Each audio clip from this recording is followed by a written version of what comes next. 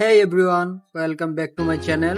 In this quick video, I will show you how to switch accounts on Roblox in under a minute. Let's go. First open the Roblox app.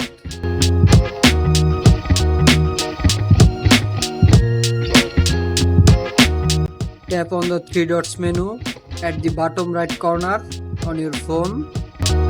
Then scroll down.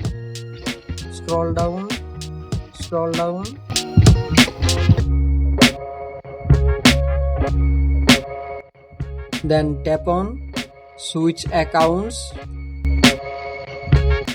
Click on your another Roblox account. That's it. You are now logged into your other Roblox account and you can repeat this anytime if you want to switch back. If this video helped you, don't forget to like and subscribe.